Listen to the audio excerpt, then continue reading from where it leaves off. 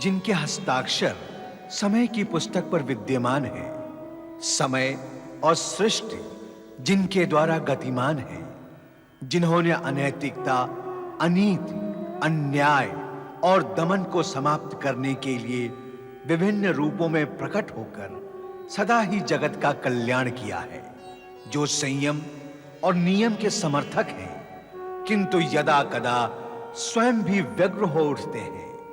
उनकी इस व्यग्रता में ऐसे अनेक कल्याणकारी रहस्य निहित होते हैं, जो भावी घटनाओं की सूचना देते हैं। यद्यपि महेश्वर रुद्र हैं, संहार के देवता हैं, तथापि वे समय समय पर अपनी संहारक शक्तियों को रचनात्मक रूप में प्रकट करते रहते हैं।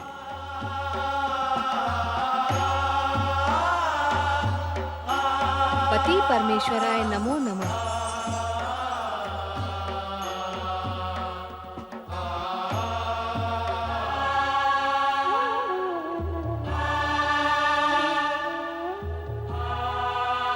क्या बात है स्वामी, आप इतने व्यग्र क्यों हो रहे हैं? ध्यान में होते हुए भी आपके होंठ क्यों कांप रहे हैं? स्वामी, स्वामी आंखें खोलें। स्वामी, स्वामी कुछ तो बोले स्वामी।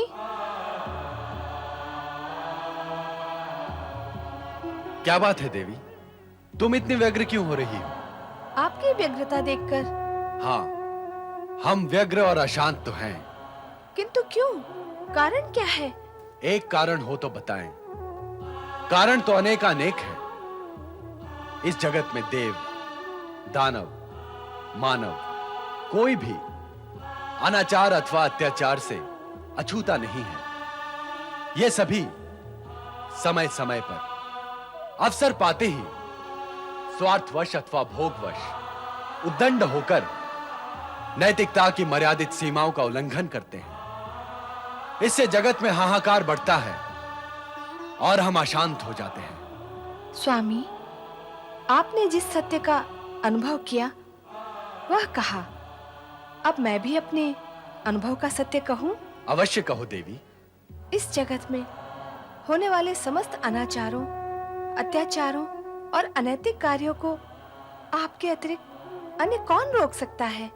देवी, हमने निश्चय किया है कि इस बार अपने अंश से एक ऐसा रुद्रावतार उत्पन्न करेंगे जिसके भय से प्राणी अनुचित कार्यों से विरक्त हो जाए, न्याय, नीति तथा सत्य का उल्लंघन करने से पहले उसे उसके परिणाम का भय हो।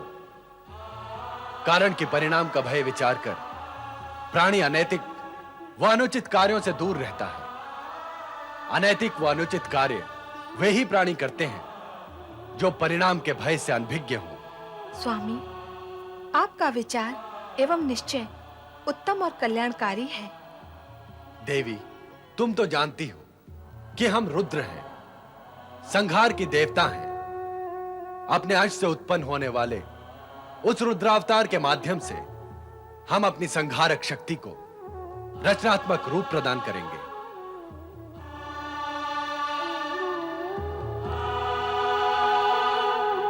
स्वामी का ये संकेत निश्चित ही किसी पुण्य आत्मा से जुड़ा हुआ है। ओम नमः शिवाय, ओम नमः शिवाय, ओम नमः शिवाय, ओम नमः शिवाय, ओम नमः शिवाय, ओम नमः शिवाय, ओम नमः शिवाय, ओम नमः शिवाय। ओम नमः शिवाय, ओम नमः शिवाय, ओम नमः शिवाय, देवी अनुसुईया, नमः शिवाय। तुम पिछले 7 दिनों से निरंतर शिव आराधना कर रही हो। हमारे बार बार समझाने पर भी तुमने पिछले 7 दिनों से अन्न जल ग्रहण नहीं किया। हम ये भी जानते हैं कि तुम्हारी इस हठपूर्ण आराधना का कोई परिणाम नहीं निकलेगा।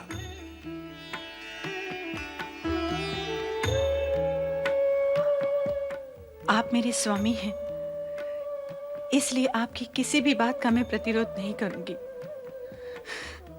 किंतु मुझे दुख इस बात का है कि ब्रह्मा जी से उत्पन्न श्रेष्ठ सप्तर्षियों में प्रमुख होते हुए भी आप अत्रि ऋषि अपनी साध्वी पत्नी की संतान कामना पूर्ण करने में उपेक्षा क्यों दिखा रहे हैं? इस सत्य को तो आप भली भांति जानते हैं कि नारी के मन में छुपी ममता को संतुष्टि तभी मिलती है जब उसकी गोद भरी हो। क्या आप ये भी नहीं जानते कि अपनी संतान का मुख देखे बिना नारी जीवन की कोई सार्थकता नहीं है?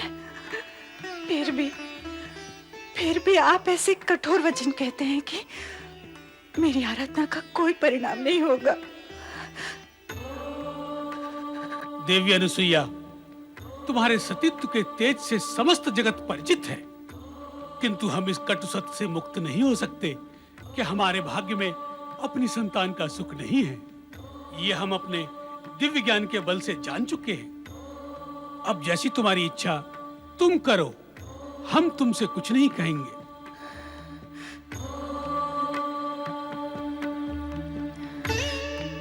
ओम नमः शिवाय। ओम नमः शिवाय।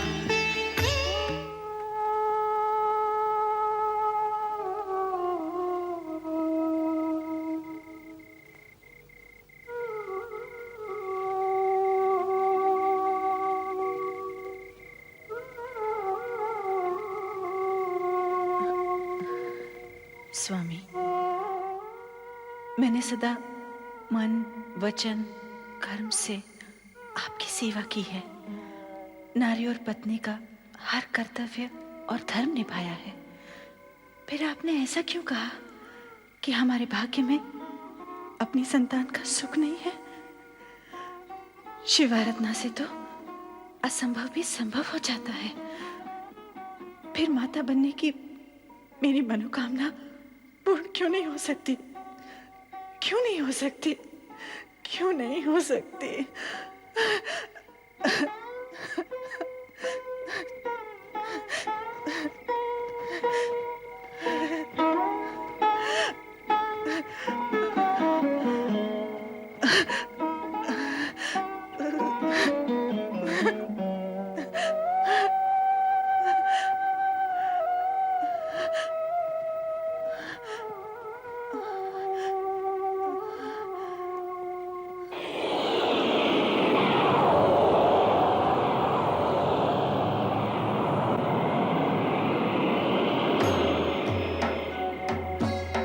देवी अनसुईया, जागो। हम तुमसे कुछ कहने के लिए यहां उपस्थित हुए हैं। आओ सती अनसुईया, हमें तुमसे कुछ कहना है।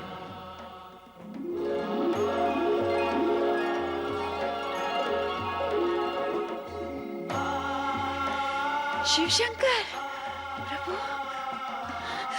प्रणाम देवाधिदेव, प्रणाम। हे भोलेनाथ, हे शिवशंकर प्रभु, प्रभु क्या मेरी मात्र कामना कभी पूर्ण नहीं होगी? तुम्हारे इसी प्रश्न के समाधान के लिए हम यहां प्रकट हुए हैं। तुम्हारे सतीत्व तेज के प्रभाव से संपूर्ण जगत ही नहीं, अपितु जगत के नियंता त्रिदेव भी प्रभावित है। इसीलिए शीघ्र ही ऐसा अवसर आएगा जब तुम ब्रह्मा, विष्णु, महेश इन तीनों की माता बनोगी। मैं माँ ब्रह्मा, विष्णु, महेश की माता मैं बनूंगी? कब? कैसे प्रभु? यह हम तुम्हें अभी नहीं बता सकते देवी।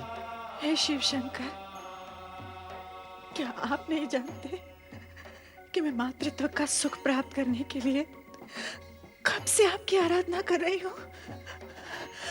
फिर भी आप मुझे निश्चित उत्तर क्यों नहीं देते प्रभु? देवी, तुम्हारे प्रश्न का उत्तर तुम्हारी तपस्या और साधना पर निर्भर है। किंतु भगवान, तपस्या रत रहने के उपरांत भी मेरे स्वामी ने मुझसे ये क्यों कहा कि अपनी संतान का सुख हमारे भाग्य में नहीं है? उन्होंने सत्य ही कहा है अनसुईया। तुम अपनी कुक्षी से किसी भी बालक को जन्म नहीं दोगी, परंतु जगदंबा से भी ऊंचा पद प्राप्त करोगी। तुम जगत की माता नहीं, जगत के नियंताओं की माता बनोगी। इसीलिए अब अपनी स्वयं की संतान को प्राप्त करने की कामना को त्याग कर महान त्रिदेवों की माता बनने के उद्देश्य से तपस्या आरंभ करो। तुम्हारी तपस्या अवश्य सफल होगी। भोलेनाथ,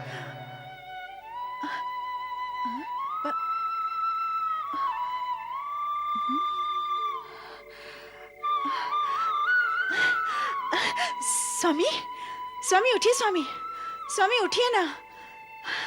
क्या हुआ अनसुईया? स्वामी, अभी मैंने एक अद्भुत स्वप्न देखा और स्वप्न में भगवान शिवशंकर को देखा। ये स्वप्न तो अत्यंत शुभ है। कहाँ देखा तुमने भगवान शिव शंकर को? यही अपने आश्रम के आंगन में। उन्होंने मुझे अपने पास बुलाया और आदेश दिया कि मैं तपस्या करूं। तपस्या? वो तो तुम करती ही हो। भगवान शिव ने कहा कि मैं जगत की नियंता ब्रह्मा, विष्णु और महेश की माता बनूंगी। जगत की माता से भी उच्च स्थान होगा मेरा, जगत के नियंताओं की माता। लगातार अखंड शिव की आराधना करने वाली अनसुईया को स्वप्न में शिव दिखाई दे और उससे मनोकामना की बात करें तो इसमें आश्चर्य कैसा? हर प्राणी के स्वप्न में उसके अपने विचारों का प्रतिरूप होता है अनसुईया। तो क्या स्वामी, भगवान शिव की भविष्यवाणी सत्य सिद्ध नहीं होगी? ये तुम्हारी आस्था पर निर्भर करता है। इस विषय में मैं कुछ नहीं कह सकता।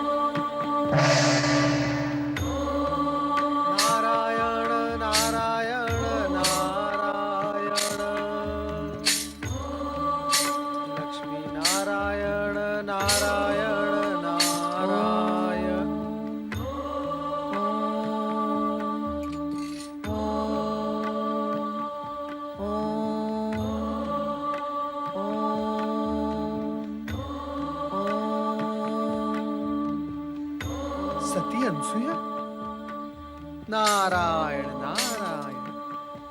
सप्त ऋषियों में महान ब्रह्मपुत्र अत्रि महर्षि की धर्म पत्नी सती अनसुया को तपस्या करने की क्या आवश्यकता आ पड़ी? आश्चर्य है। देवर्षि, आप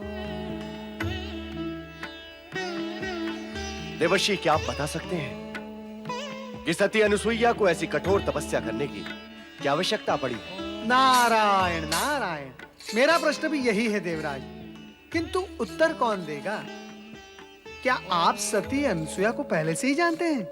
ओम के उच्चारण की प्रति गूंज इतनी तीव्र है देवर्षि कि इसका प्रभाव स्वर्ग तक हो रहा है।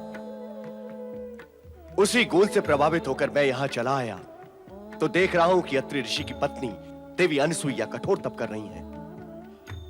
देवर्षि, आपको यह तो ज्ञात होगा कि यह कठोर तप किस लिए कर रही हैं? नहीं, मुझे इस विषय में तनिक भी ज्ञान नहीं है, और इस विषय में ज्ञान प्राप्त करने की आवश्यकता भी क्या है देवराज? वास्तविकता में तो देवराज हमें इनकी तपस्या के उद्देश्य को नहीं, उसके प्रभाव को देखना अति आवश्यक है। नारायण नारायण।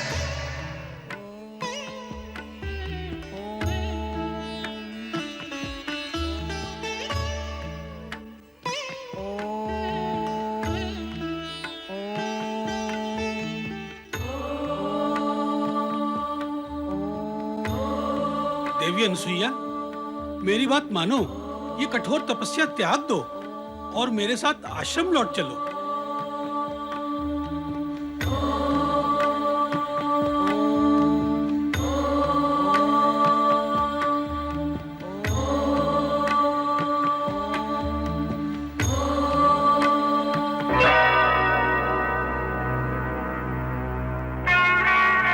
देवी अनसुईया तपस्या क्यों कर रही हैं देवर्षि नारद भी नहीं जानते।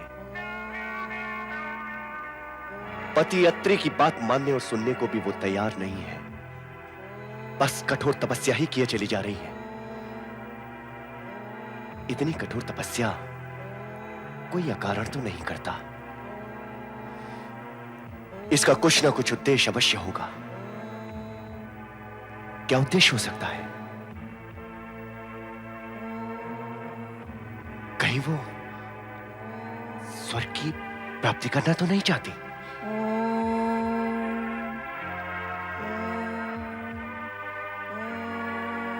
देवर्षि ने इन्हें सती अनसुईया कहा है, तो क्यों ना इनके सतीत्व की परीक्षा ली जाए।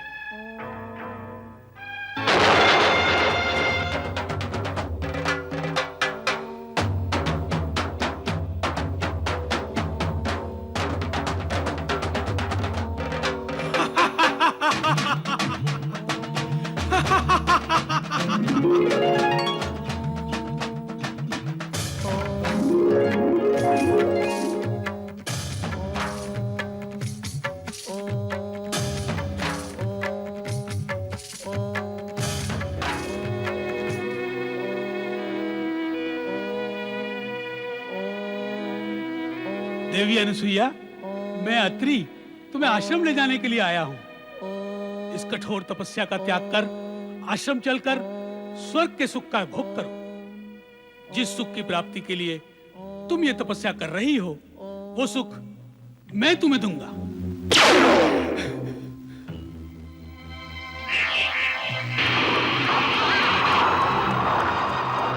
दुष्टेंद्र, चली कपटी पापी, स्वर्ग सत्ता के गर्भ में चूर और अंधे होकर पर स्त्री पे कुदृष्टि डालना तेरा स्वभाव बन गया है। किंतु हर स्त्री वो नहीं होती जो तू समझता है। हर स्त्री ऐसी गिरी हुई नहीं होती जिसे नीचे झुककर तू सरलता से उठा सके। यदि इसी समय तू मेरे श्राप की ज्वाला से भस्म होना नहीं चाहता तो चला जा मेरे सामने से, तुरंत चला जा। किंतु यहाँ आकर और मेरे स्वामी का रूप धारण करके तूने पाप और कुकर्म तो किया ही है, और इस कुकर्म के परिणाम से तो तू बच ही नहीं सकता इंद्र, नहीं बच सकता। देवी अनसुईया, अनसुईया के अपमान का फल आज न सही किंतु भुगतना अवश्य है। एक दिन ऐसा आएगा कि तुझे स्वर्ग से पतित होना ही पड़ेगा। क्षमा करें देवी, मुझे क्षमा करें, मुझे क्षमा करें देवी, मुझसे भूल हुई है। ये भूल नहीं, अपराध है। मैं अपने अपराध के लिए क्षमा मांगता हूँ देवी। कब तक तुम अपराध करोगे और कब तक तुम्हें क्षमा किया जाएगा? ये प्रकृति के नियम के विरुद्ध है। अपराध के पीछे भागता हुआ दुष्परिणाम इतना दृढ़ और बलवान होता है कि उसके और अपराधी के बीच में खड़ी दुर्बल क्षमा को वो धक्का मारकर एक और हटा देता है। और वैसे भी तुम क्षमा के योग्य हो ही नहीं, तुम तो दंड के योग्य हो। देवी अनुसुईया, मैं भविष्य में सावधान रहूंगा, किंतु इस बार आप मुझे क्षमा कर दें। अर्थात क्षमा और परिणाम के विषय में मैंने जो कहा वो तुमने सुना ही नहीं, अथवा सुनकर भी समझा नहीं। मैं फिर समझाती हूं। अग्नि में हाथ डालकर यदि अग्नि से क्षमा मांगो कि हाथ में जलन न हो, तो क्या यह संभव है? अपराध और कुकर्म का बीज फले फूले बिना रहता नहीं है इंद्र। अन्य कोई उपाय बताएं देवी। तूने मेरी तपस्या खंडित की है और मैं ही तुझे उपाय बताऊं? तेरा तो कोई उपाय है ही नहीं, किंतु मैं तपस्या द्वारा अपना मनवांछित फल पाकर ही रहूंगी।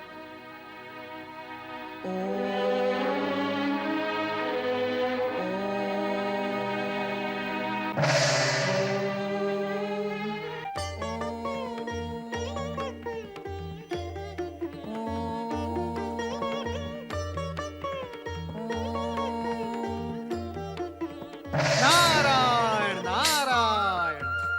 परमपिता, अपने पुत्र नारद का प्रणाम स्वीकार करें। देवी अनसुया की तपस्या दिन प्रतिदिन उग्र से उग्रतर होती जा रही है। परमपिता, अब तो ये आपके वरदान से ही शांत होगी।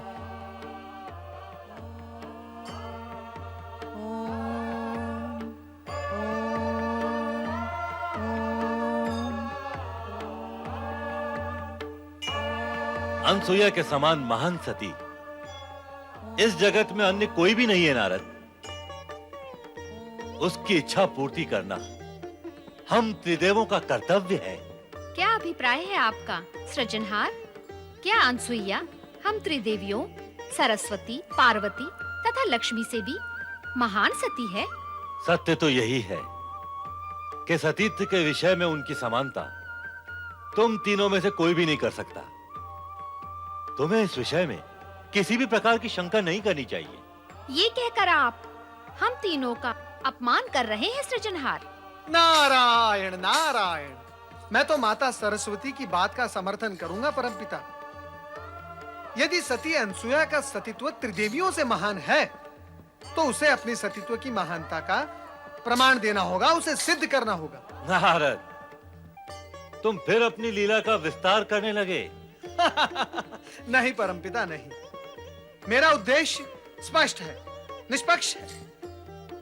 फिर भी आपको मुझ पर संदेह है, तो मैं चला। नारायण नारायण। सुना आपने क्या कहा नारद ने? नारद का क्या, वो भावी का आयोजन करने के लिए कुछ भी कहता रहता है। अपनी लीला को विस्तार देना उसका लक्ष्य होता है। हम नारद की चर्चा नहीं करते, किंतु आपको यह तो मानना ही होगा कि बिना प्रमाण किसी की महानता सिद्ध नहीं होती। महानता सिद्ध करने के लिए प्रमाण की क्या आवश्यकता है? प्राणी के गुण और उसके आचरण से उसका संपूर्ण चरित्र उजागर हो जाता है। किंतु हमने ना तो अनसुया के गुण देखे हैं और ना चरित्र। होगी वो महान सती, किंतु हम तीनों से महान है ये प्रमाणित नहीं है। हमारे कहने से ऐसा मान लेने में क्या आपत्ति है देवी? हमारे सिर के ऊपर से निकल जाने वाले आपके कथन को कैसे माना जा सकता है? तो फिर तुम चाहती क्या हो देवी? यही कि आप अनसुया के सतीत्व की परीक्षा करें।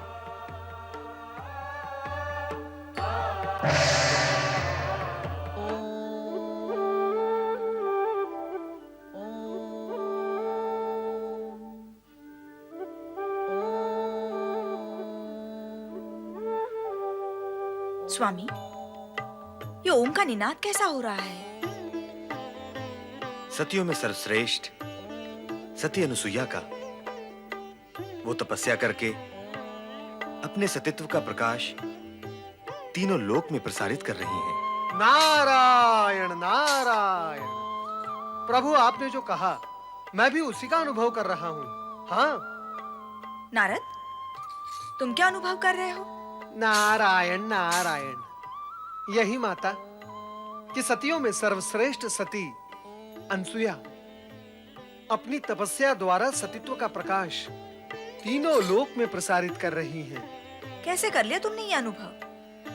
हमने तो अब तक कुछ भी अनुभव नहीं किया। माता, इसकी चर्चा तो सर्वत्र है। ब्रह्मलोक से यही चर्चा सुनकर आ रहा हूं मैं। और माता, वहां ब्रह्मलोक में माता सरस्वती और परमपिता ब्रह्मा जी के बीच इस विषय को लेकर विवाद भी आरंभ हो गया है। कैसा विवाद? परमपिता ब्रह्मा जी का यह कहना है कि जगत की सर्वश्रेष्ठ सती अनसुया है, जबकि माता सरस्वती इसे मानने के लिए तैयार ही नहीं। नारायण नारायण। सरस्वती ही क्यों? ये बात मैं भी मानने के लिए तैयार नहीं हूँ। माता सरस्वती ने तो यहाँ तक हट पकड़ ली है कि अनसुया को अपने सतीत्व की महानता का प्रमाण देना होगा। हाँ स्वामी, सतीत्व की श्रेष्ठता का प्रमाण तो अनसुया को देना ही होगा।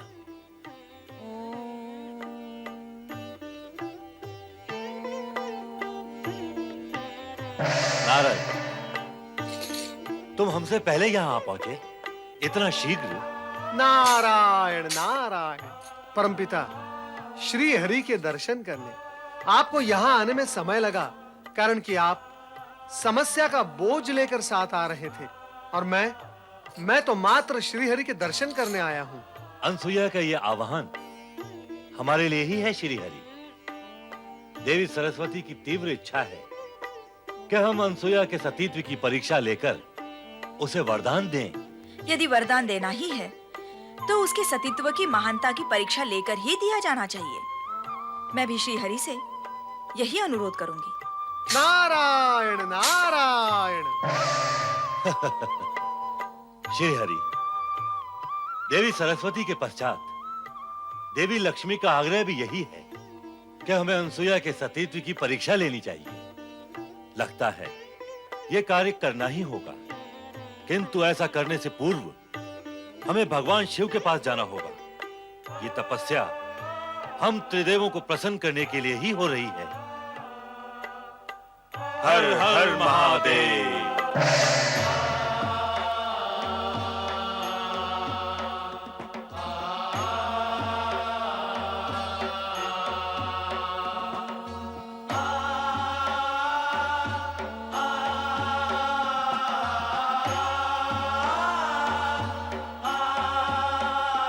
नारायण नारायण। प्रणाम माता। माता, ऐसा प्रतीत होता है कि सती अनुसुया की तपस्या एवं आह्वान का तीव्र स्वर सुनकर आपके मन में उत्सुकता जागृत हो गई है। कैसी उत्सुकता नारद? उत्सुकता कैसी? जैसी होती है वैसी उत्सुकता माता। ब्रह्मलोक और विष्णुलोक में तो इस उत्सुकता को लेकर विवाद खड़ा हो गया है, और आप अभी तक केवल प्रश्न ही कर रही हैं कि कैसी उत्सुकता। नारायण नारायण। स्पष्ट कहो नारद, विवाद क्यों और किस में हुआ? परमपिता ब्रह्मा जी और श्री हरि विष्णु का यह मानना है कि सती अनुसुया जगत की सर्वश्रेष्ठ सती है, जगत की सबसे महान सती है, त्रिदेवियों से भी श्रेष्ठ। परंतु माता लक्ष्मी एवं माता सरस्वती को ऐसा मानने में आपत्ति है। आपत्ति है? उन दोनों का यह कहना है कि सती अनुसुया को अपनी श्रेष्ठता प्रमाणित करने के लिए अपने सतीत्व की परीक्षा देनी होगी। अवश्य। देवी सरस्वती और देवी लक्ष्मी का कहना उचित ही है।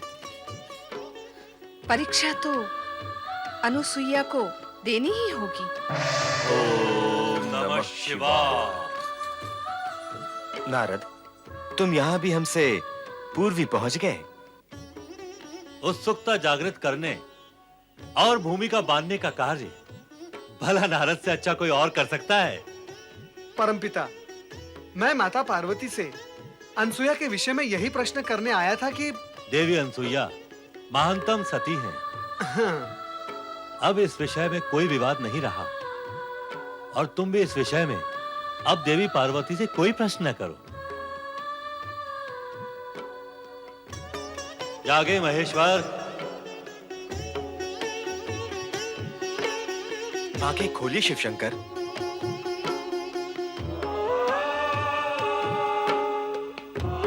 हम दोनों आपकी सेवा में एक विशेष उद्देश्य से यहाँ उपस्थित हुए हैं।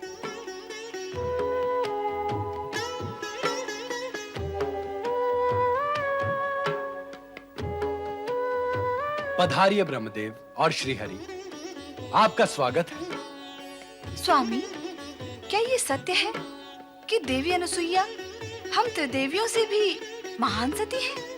देवी, इसमें आपको कोई शंका है? हाँ, मुझे विश्वास नहीं होता है। अविश्वास का कारण? देवी, आप महान हैं, स्वयं शक्ति का अवतार है। आप सत्य पर विश्वास न करें, यह असंभव है। इस सत्य को हम तीनों भली भांति जानते हैं कि अत्रि पत्नी देवी अनसुईया से श्रेष्ठ अन्य कोई सती इस जगत में नहीं है। बिना सिद्ध और प्रमाणित हुए श्रेष्ठता और महानता को कैसे स्वीकारा जा सकता है स्वामी? जब तक आप त्रिदेव मिलकर अनुसुईया के सतीत्व की कड़ी से कड़ी परीक्षा नहीं लेते, तब तक हम त्रिदेवियां इस सत्य को स्वीकार नहीं करेंगी। यदि आप तीनों की यही इच्छा है, तो हम अनसुईया की परीक्षा अवश्य लेंगे। उसकी तपस्या का उत्तर देने तो हमें अवश्य जाना ही है। जाकर परीक्षा भी ले लेंगे। देवी सरस्वती भी यही चाहती हैं। और देवी लक्ष्मी का भी यही अनुरोध है। हम तीनों त्रिदेवियों की इच्छा का पालन करने के लिए प्रतिबद्ध हैं।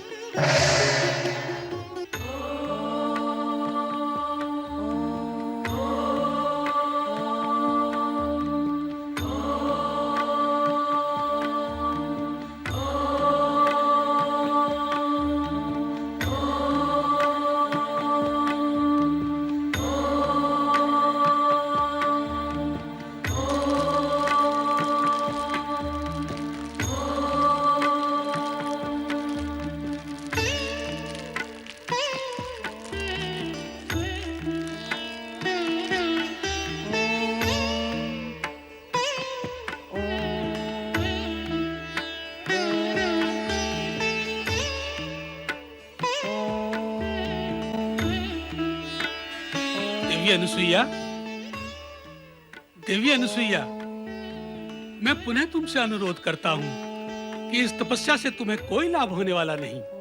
ब्रह्मा, विष्णु, महेश अजन्मा है। वो किसी माता के गर्भ से जन्म नहीं लेते। तुम्हारा प्रयास व्यर्थ है।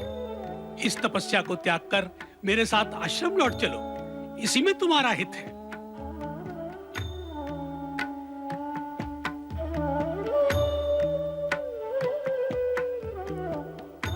इस प्रकार वेधक दृष्टि से मेरी ओर क्यों देख रही हो अनुसुईया? क्या अभी मेरी बात तुम्हें अनुचित लगी?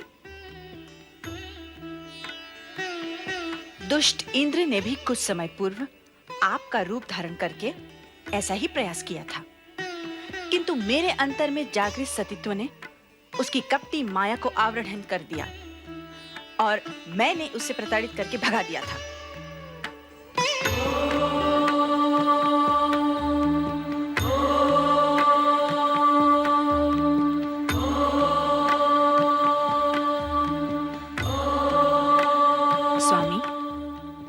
पति की आज्ञा का पालन करना हर सती का परम धर्म और कर्तव्य है। मैं आपका अनुरोध अस्वीकार नहीं करूंगी, परंतु मुझे पूर्ण विश्वास है कि मेरी तपस्या व्यर्थ नहीं जाएगी। मेरी मनोकामना त्रिदेवों को पूर्ण करनी ही होगी।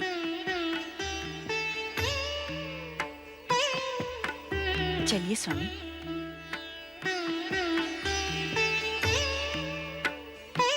अनसुईया को हम तीनों पर अटूट विश्वास है, किंतु उसकी मनोकामना पूर्ण करने से पूर्व हमें उसकी परीक्षा लेनी होगी। और वैसे भी त्रिदेवियों के अनुरोध को हम त्रिदेव अस्वीकार कैसे कर सकते हैं?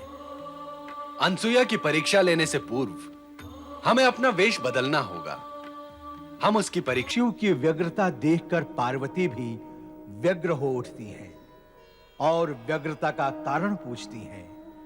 तो भगवान शिव जगत में होने वाली विषम गतिविधियों को अपनी व्यग्रता का कारण बताते हैं। उधर अत्रि आश्रम में अत्रि की पत्नी सती अनसुईया पुत्र प्राप्ति के निमित्त कठोर शिव आराधना में संलग्न है।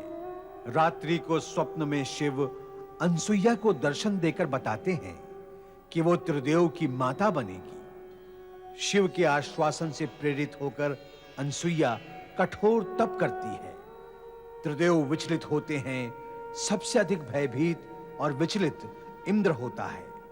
वह अत्रि के रूप में अनसुईया की तपस्या भंग करने आता है, किंतु पहचान लिए जाने पर अनसुईया द्वारा प्रताड़ित होता है। अब तक नारद तीनों लोकों में जाकर तीनों देवियों के समक्ष सती अनसुईया के श्रेष्ठ चरित्र का वर्णन करके उन्हें उत्तेजित कर देते हैं। तीनों देवियों के अनुरोध पर तीनों देव सती अनसुईया के अस्तित्व की परीक्षा लेने चल पड़ते हैं। दूसरी ओर ऋषि अत्रि और अनसुईया जैसे ही अपने आश्रम में प्रवेश करते हैं, उनकी भेंट एक युवा ऋषि से होती है जो उन्हीं की प्रतीक्षा कर रहा था। प्रणाम ऋषिवर। कल्याण भव। तुम कौन हो वत्स? मैं प्रथम बार तुम्हें यहाँ देख रहा हूँ। मैं प्रथम बार ही यहाँ आया हूँ पूज्यवर। यहाँ से कुछ ही दूरी पर अंगिरा ऋषि शिवशिष्ट यज्ञ का आयोजन कर रहे हैं। उस यज्ञ का संचालन करने हेतु आपको आमंत्रित किया है। कृपया मेरे साथ पधारने का कष्ट करें। स्वामी, मेरी तपस्या के कारण विगत कई दिनों से आपने भोजन नहीं किया होगा। मैं तुरंत आपके भोजन का प्रबंध करती हूँ। आप भोजन करके ही पधारें। किंतु ऋषिवर, वे सब वहाँ आपकी प्रतीक्षा कर रहे हैं। माता, आप निश्चिंत रहिए। ऋषिवर के आहार की व्यवस्था वहीं हो जाएगी। देवी, यज्ञकर्ताओं के अनुरोध को तो हमें स्वीकार करना ही पड़ेगा। यज्ञ समाप्त होते ही मैं तुरंत लौट आऊंगा। चलो वत्स।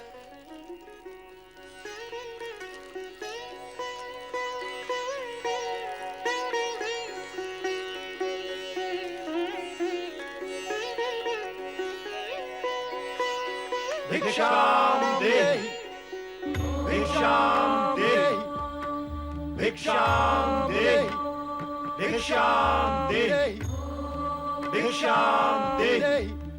साधु जनों को प्रणाम। कल्याण भव। साधु महाराज, मैं अभी अभी बाहर से आई हूँ। आप कुछ समय के लिए प्रतीक्षा करें। मैं तुरंत आपके लिए फलाहार का प्रबंध करती हूँ। देवी, भिक्षा प्राप्त करने से पूर्व हम अपने नित्य नियम का पालन करेंगे। अपने नियमों के अनुसार हम उसी गृहिणी से भिक्षा ग्रहण करते हैं जो निसंकोच होकर हमें भिक्षा दे।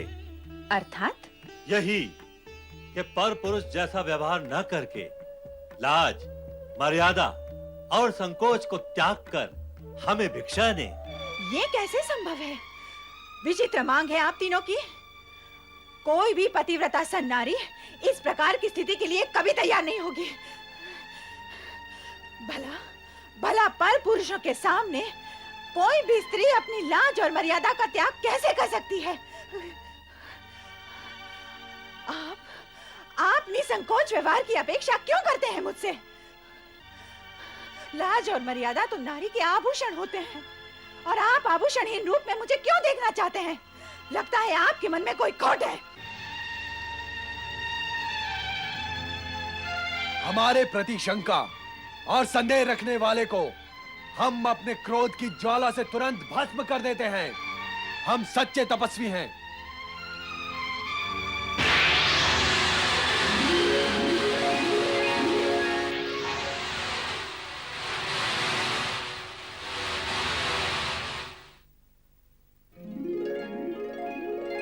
यदि तू स्वयं को इतनी महान सती समझती है तो तेरे मन में विकार ने क्यों प्रवेश किया? और यदि तेरे मन में विकार नहीं है तो तुझे तुरंत हमारी मांग स्वीकार कर लेनी चाहिए। बुद्धि भ्रमित नारी, ये मत भूल, यदि तूने हम तीनों महात्माओं को बिना भिक्षा दिए लौटा दिया तो इसका परिणाम, विनाशकारी परिणाम तुझे जीवन भर भुगतना होगा। नहीं साधुजन, नहीं। आप रुकें। क्यों रुके? क्या अपना अपमान करवाने के लिए रुके? जब हमारी मांग पूरी नहीं हो सकती तो हम क्यों रुके? किंतु साधु द्वार पर आकर लौट जाएं, ये तो उचित नहीं है। उचित अनुचित का विचार करने वाले हट नहीं क्या करते अनसुईया? और हट करने वाले गृहस्थों के यहाँ हम साधु अन्न जल ग्रहण नहीं करते। इसलिए हमारा लौट जाना ही उचित होगा। ऐसा अनर्थ ना करे साधुजन। अनर्थ से बचना चाहती हो तो हमारे शब्दों का अर्थ समझो। अर्थ समझ लेने के पश्चात उन शब्दों पर आचरण भी करो। इसी में तुम्हारा कल्याण है अनसुईया। हमारी मांग स्वीकार कर लो। शीघ्र ही ऐसा अवसर आएगा जब तुम ब्रह्मा, विष्णु, महेश इन तीनों की माता बनोगी। मैं माता बनूंगी?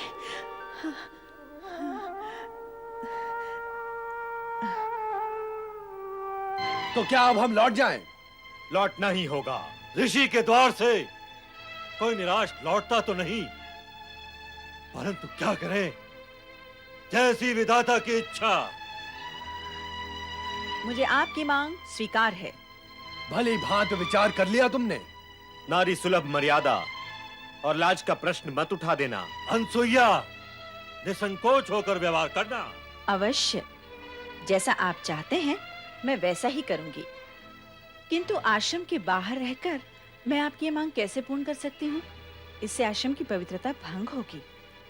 आप सब भीतर कुटिया में पधारें। आइए।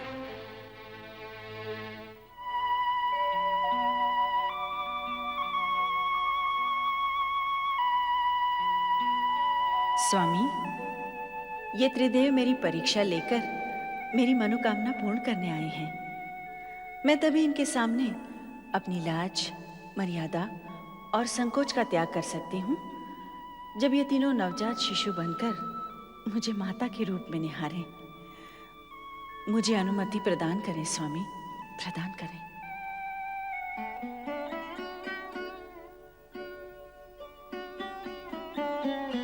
पधारें महात्मागण, अपना आसन ग्रहण करें। तत्पश्चात मैं आपके आदेश का पालन करके आपकी मांग पूर्ण करूंगी। मेरी लाज, मर्यादा और पतिव्रत धर्म की रक्षा हो।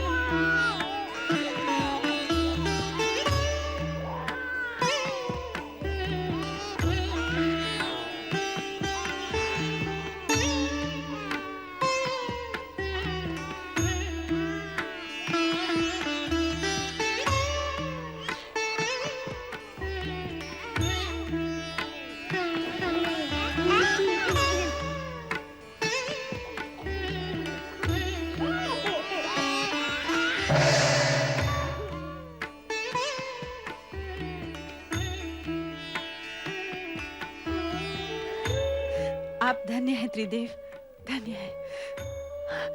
आपने बालक बनके मेरी माता बनने की इच्छा पूर्ण कर दी।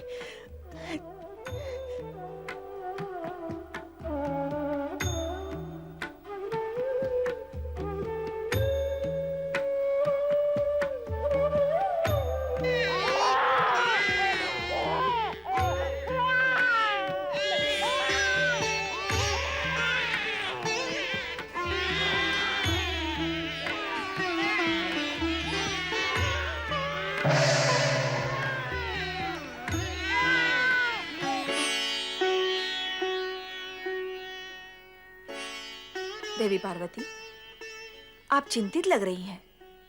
हाँ देवी लक्ष्मी, विषय तो अनुसुईया के सतीत्व की परीक्षा का था, किंतु अब वह चिंता तक आ पहुंचा है। चिंता का कारण क्या है देवी? अनुसुईया के सतीत्व की परीक्षा लेने त्रिदेव यहीं से गए हैं। अब तक तो उन्हें लौट आना चाहिए था, किंतु लौटे नहीं। यही चिंता का कारण है।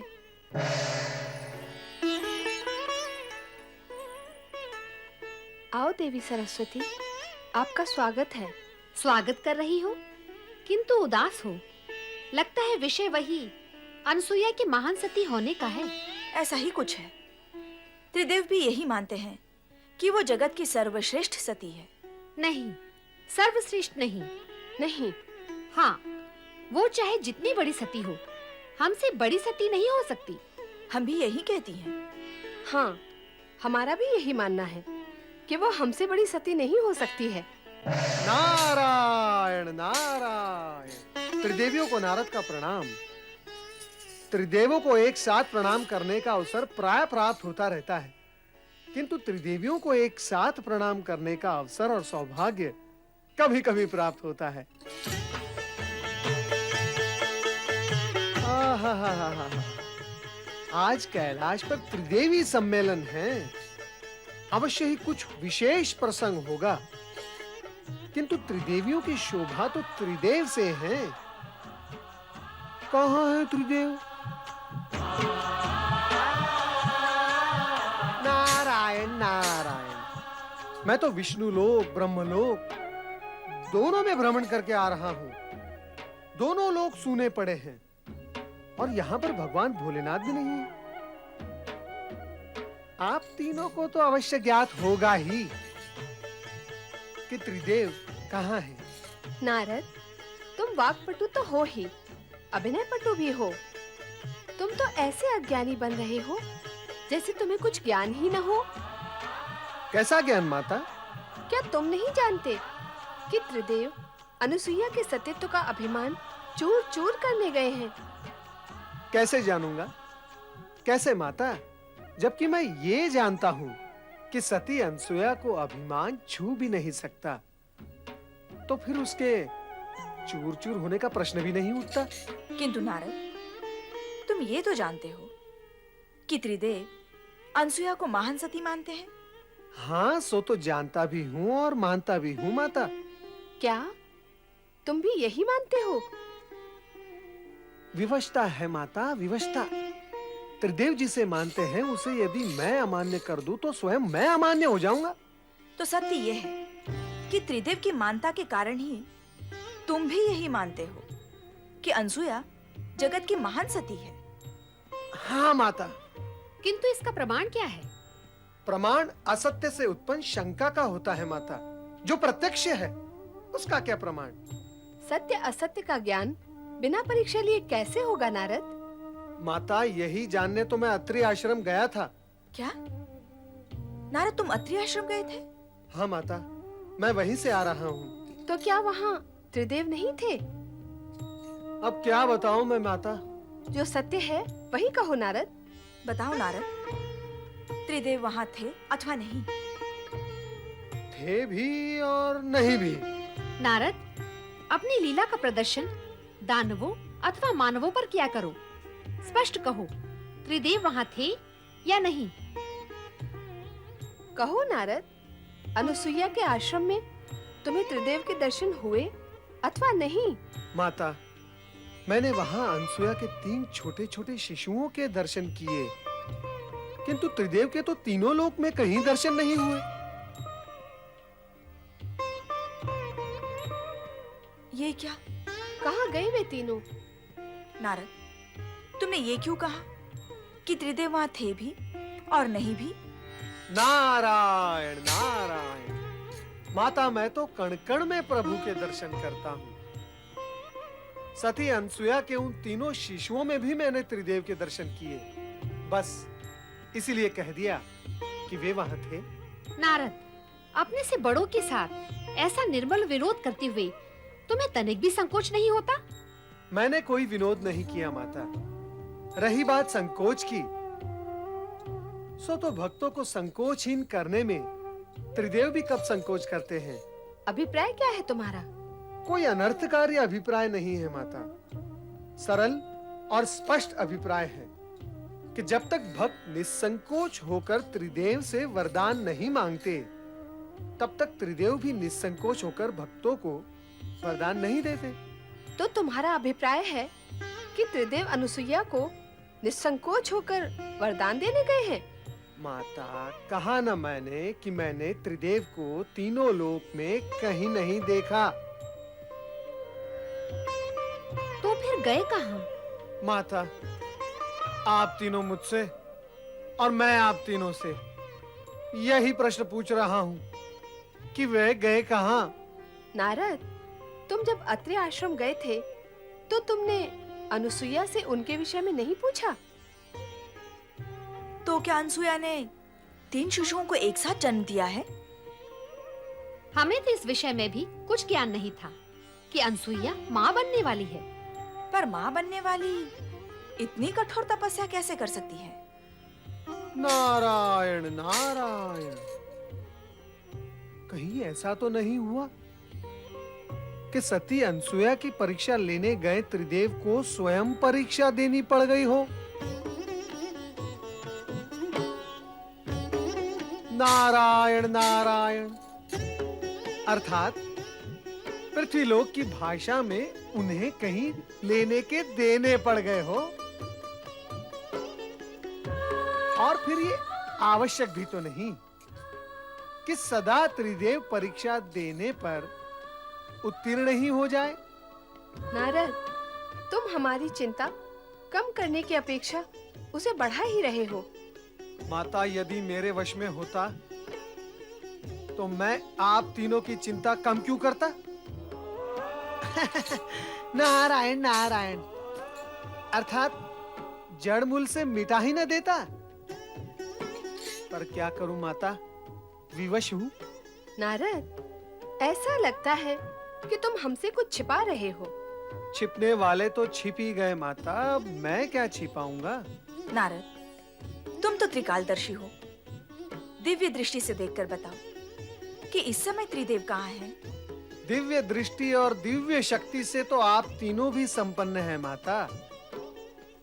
फिर आप ही स्वयं अपनी दिव्य दृष्टि का उपयोग करके देख लें कि आपके पति कहाँ हैं, कैसी स्थिति में हैं और क्या कर रहे हैं। अब तो हमें यही करना होगा। हम व्यर्थ ही उद्विग्न हो रही हैं। चलो देखते हैं।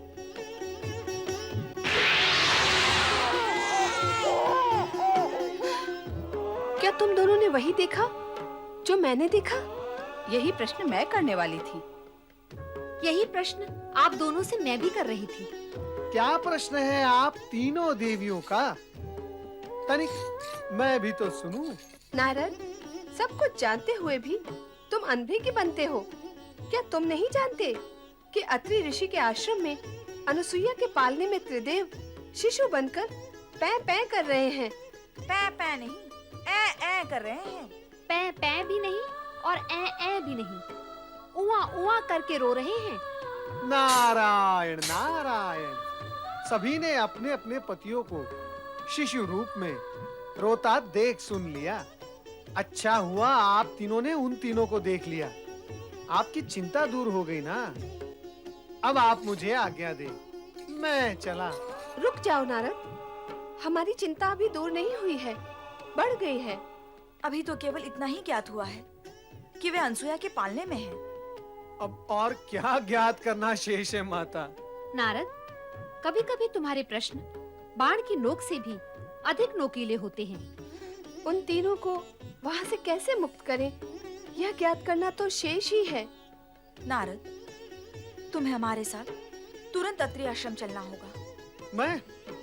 नहीं नहीं नहीं नहीं, मैं क्या करूंगा वहां आकर? शिशुओं और माताओं के बीच नारद का क्या काम है? ये गुत्थी तो आप तीनों की उलझाई हुई है। अब इस गुत्थी को आप तीनों ही सुलझाएं। मुझे आज्ञा दे। नारायण नारायण। हम नारद का आश्रय क्यों लें? क्यों ना हम स्वयं ही अत्रि आश्रम चलें? यही करना होगा। आओ चले।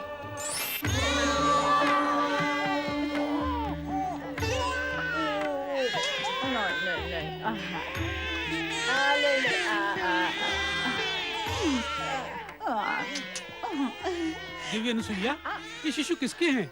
कहाँ से आए? यहाँ कैसे आए? मेरी तपस्या फलित हो गई स्वामी। ये तीनों हमारे पुत्र हैं।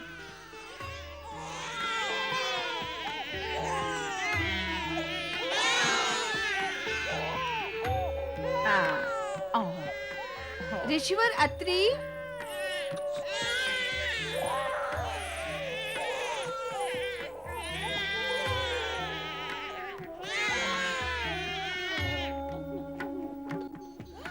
स्वामी, आप इस दशा में? ये क्या हो गया प्रभु? संपूर्ण जगत को पालने वाला स्वयं पालने में?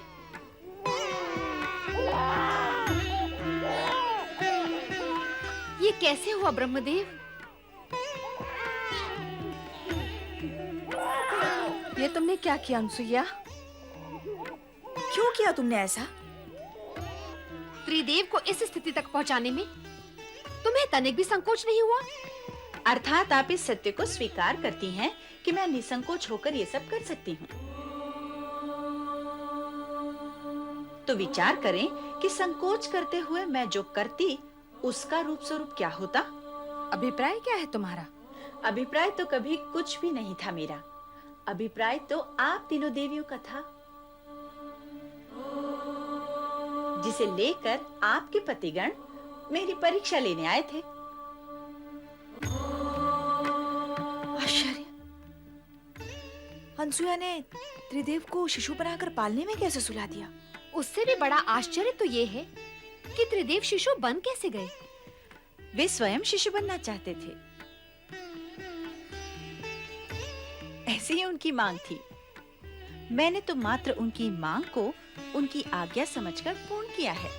अनुसुईया, जगत में आज तक कभी ऐसा हुआ नहीं और ना ही भविष्य में ऐसा होना संभव होगा कि त्रिदेव को कोई नारी अपने सतीत्व के बल पर शिशु बनाकर पालने में सुला दे। हाँ अनसुया, हम तुम्हारी पतिभक्ति और सतीत्व की श्रेष्ठता को स्वीकार करती हैं। अब प्रत्यक्ष को प्रमाण की आवश्यकता भी क्या है? हम तुम्हारे सतीत्व की श्रेष्ठता को और महानता को प्रणाम करती हैं। अब हमें हमारे पति लौटा दो। आज हमसे अधिक सौभाग्यशाली इस जगत में कौन होगा स्वामी, जिनकी कुटिया में 3 महादेवियां एक साथ पधारी हैं। केवल 3 महादेवियां? इस पालने में सोए हुए त्रिदेव को क्यों भूल गई देवी अनुसुईया?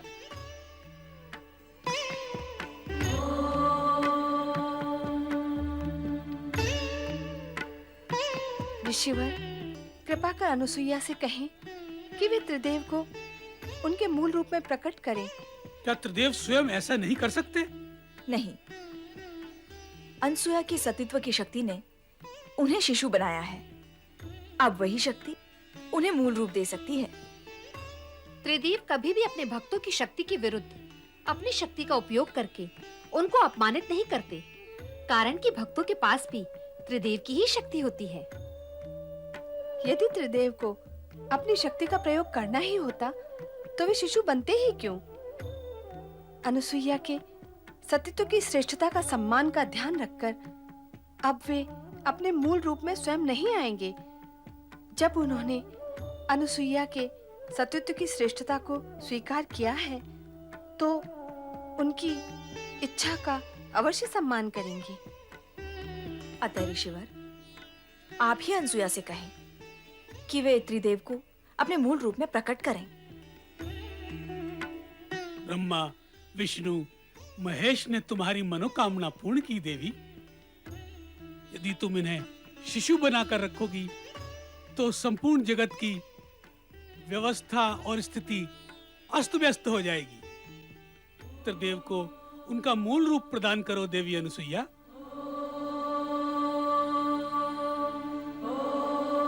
आपकी आज्ञा शिरोधार्य स्वामी।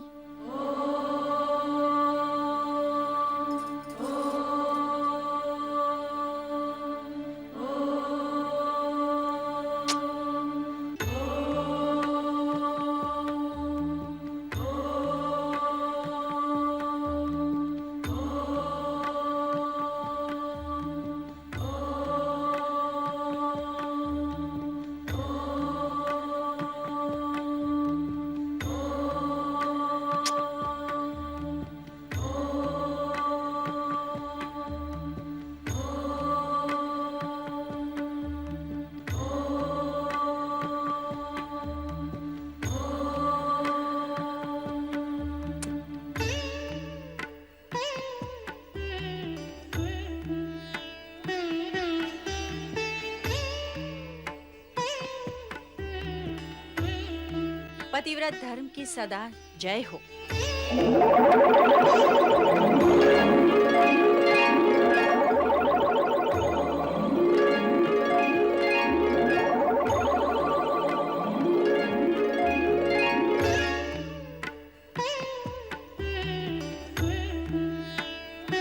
महासती अनसुईया, तुमने अपने तेजस्वी सतीत्व के प्रभाव से हम त्रिदेवों के मातृ पद को प्राप्त किया है। हम तुम्हें माता के रूप में प्रणाम करते हैं। मेरा और आप तीनों का माता और पुत्र का संबंध बन ही गया है, तो मेरी हार्दिक इच्छा है कि आप त्रिदेव एक ही रूप में अत्रि पुत्र के रूप में स्थापित हों। माता, आपकी हार्दिक इच्छा अवश्य पूर्ण होगी। हम त्रिदेव एक रूप लेकर दत्तात्रेय का अवतार धारण करेंगे, जो अत्रिपुत्र कहलाएगा। और यह अत्रिपुत्र दत्तात्रेय पालनकर्ता श्री हरि विष्णु के अवतार स्वरूप सारे जगत में प्रसिद्ध होगा।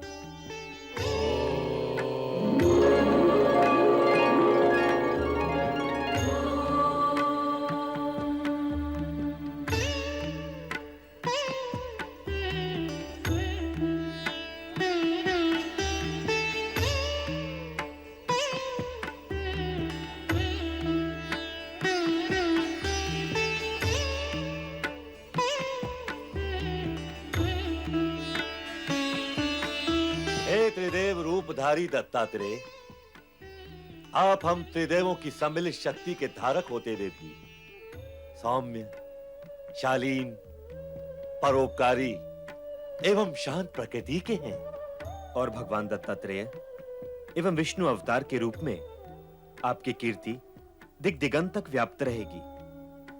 हे अत्रि अनुसुईया पुत्र, आप संसार में भक्ति, ज्ञान, वैराग्य और सद्भावना का प्रकाश प्रकाशित करेंगे। हे संत वेशधारी दत्तात्रेय, आप जगत में अवधूत के वैराग्य प्रदर्शक नाम से प्रसिद्ध होंगे। जो भक्त सच्चे मन से आपकी पूजा आराधना व नाम स्मरण करेगा, वो हम तीनों को प्राप्त होगा। साथ ही वो त्रिदेवों की कृपा का अधिकारी होगा। हे श्री हरि विष्णु अवतार दत्तात्रेय, जो भी भक्त आपका नाम स्मरण करेगा, वो सदा धन, वैभव और संपन्नता से पूर्ण रहेगा। इतना ही नहीं, आपकी भक्ति करने वाले भक्त का ज्ञान चमत्कार पूर्ण होगा। ज्ञान व विद्या में वो सदा अग्रणीय रहेगा। जगत में भक्ति और वैराग्य की धारा आपके नाम से ही प्रवाहित होने लगेगी। त्रिदेव और त्रिदेवियों ने अपनी कृपा का जो प्रसाद दत्तात्रेय को प्रदान किया है, वो अभूतपूर्व है। जगत में ऐसी उपलब्धियां सरलता से प्राप्त नहीं होती। तीनों लोकों की संपदा से अधिक प्राप्त किया है दत्तात्रेय ने। त्रिदेव और त्रिदेवियों ने शेष कुछ भी नहीं छोड़ा। जगत में जो श्रेष्ठ है, वो सब प्रदान किया है दत्तात्रेय को। तुम धन्य हो दत्तात्रेय। प्रणाम माता, प्रणाम पिता श्रेष्ठ। मैं दत्तात्रेय इस जगत को धर्म का संदेश सुनाकर प्राणियों को कल्याण मार्ग के लिए प्रेरित करूंगा।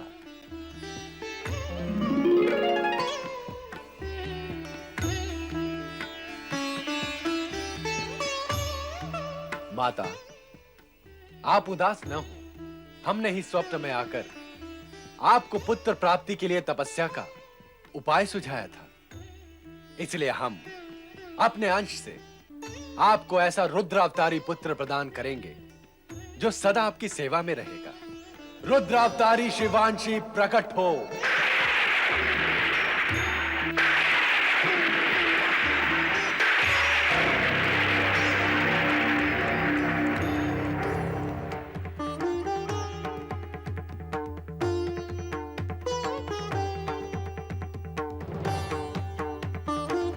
प्रणाम। मेरे लिए क्या आज्ञा है माता? पुत्र, सदा मेरे साथ रहो और प्राणियों के कल्याण कार्य में सदा मेरी सहायता करो। अवश्य माता, मैं आपकी आज्ञा का पालन करूंगा, पर साथ ही साथ उन दुष्कर्मियों को दंड भी अवश्य दूंगा माता।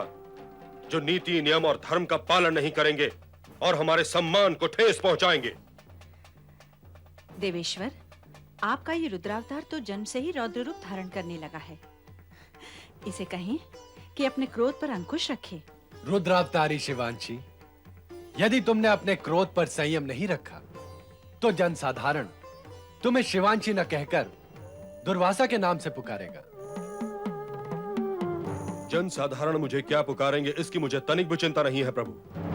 मैं तो मात्र इतना चाहता हूं कि वे दुष्कर्मी मुझसे भयभीत हों ताकि वे पाप कर्मों से बचे रहें।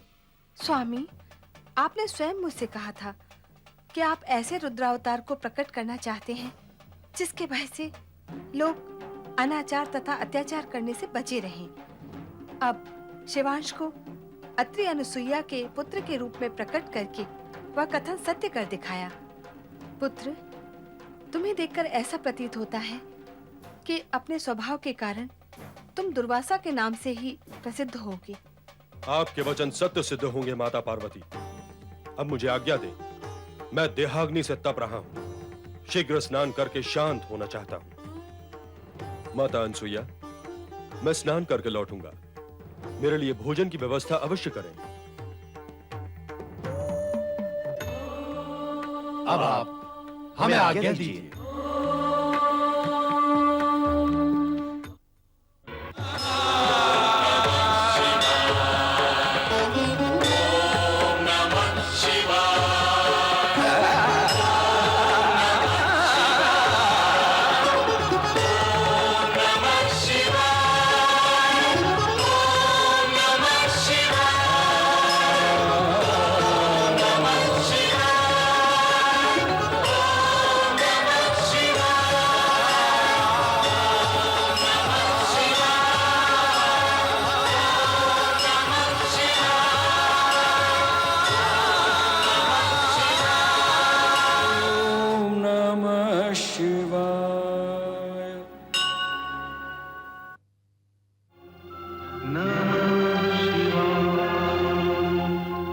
नमः